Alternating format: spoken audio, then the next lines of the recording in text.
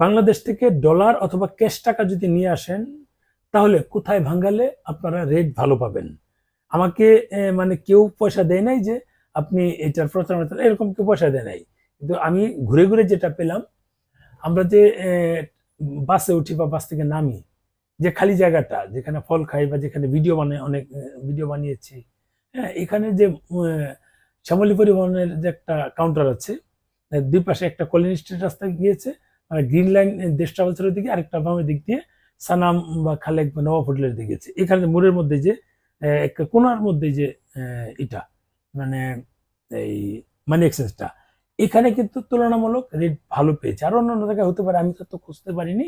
যেটা ডলার এই 17 তারিখ গেল 98 টাকা 60 পয়সা, মানে প্রায় 98.5।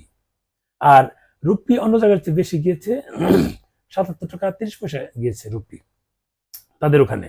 তার মানে এই অন্য জায়গার চেয়ে দাম বেশি।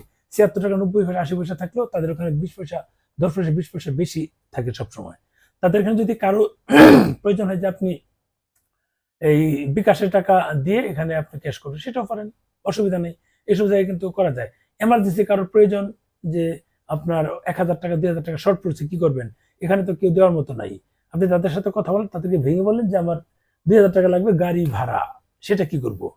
তারা এটা অ্যারেঞ্জ করে দিবে। যদি বলেন যে বাংলাদেশে আপনার বিকাশ নাম্বার দেওয়ার জন্য, হয়ে যাবে। কারণ হচ্ছে যেহেতু গাড়ি বাংলাদেশে যাতায়াত করে, বাংলাদেশে বহু লোকজন থাকে, হয়তো বা গাড়ির যারা ড্রাইভার আছে বা যারা কন্ট্রাক্টর আছে বা ওই পাশে যারা গাড়ির লোকজন আছে, তাদেরকে দিয়ে যে টাকাটা রাখো, তার এই টিকিট কাটবে, এই না হলে হচ্ছে না, এরকম কিন্তু হতে পারে। অস্বাভাবিক কিছু না, এটা হতে পারে। যদি এটা হয়, এই হিসেবে কিন্তু আপনি 1000 2000 টাকা নর্মালি আনতে পারবেন, কোনো প্রবলেম নাই। কারণটা হচ্ছে মানে বিকাশে এটা ইলিগাল যে এই দেশ থেকে বিকাশে কিভাবে দেবে, সেটা তো বললাম। এইভাবে তারা সাপোর্ট দিচ্ছে, কারণ বিপদ হলো তো, বিপদে পড়লে তো আর সে ওখানে বিপদে পড়ে থাকবে না, বিপদ থেকে উদ্ধার নিশ্চয়ই হবে। বিকল্প অপশন তৈরি হয়, যেমন হুন্ডির টাকা কিভাবে হয়, এটা তো আসে, এরকম একটা অপশন আছে, আসতেই পারে।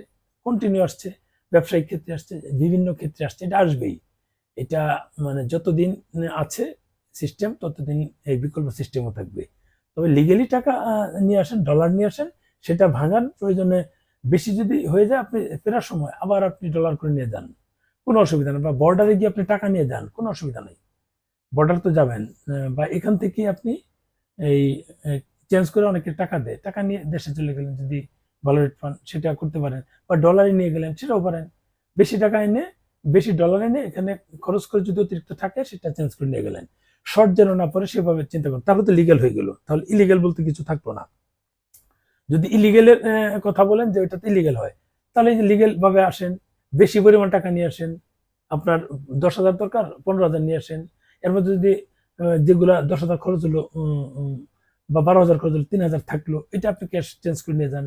আর যদি বলেন যে না, আমার 10,000 খরচ হলো, আমি 10,000 নিয়ে গেলাম, কিন্তু এখানে এসে দেখলাম 2,000 বেশি খরচ হলো, ওই বেশি করতে হলে আপনাকে তো এখানে কেউ দিবে না। ওই টাকাগুলো নিশ্চয়ই আপনাকে এই বিকাশ বা নগদের মাধ্যমেই তাদেরকে দিতে হবে। তখন তো আপনারাই এই লাইনটা দেখিয়ে দিলেন। যেমনটা এই ভারতীয় এম্বাসি স্লটের সিস্টেম ছেড়েছে বিধায় আমরা আমাদের যারা ট্রাস্ট করে, আমাদের ফলোয়ার যারা আছে, তাদেরকে আমরা নিয়ে দিচ্ছি। এখন এই ক্ষেত্রে আমরাও তো বাধ্য হচ্ছি ওই ইয়ের সাথে যুক্ত হতে, স্লট ম্যানেজের সাথে, কিচ্ছু করার নেই।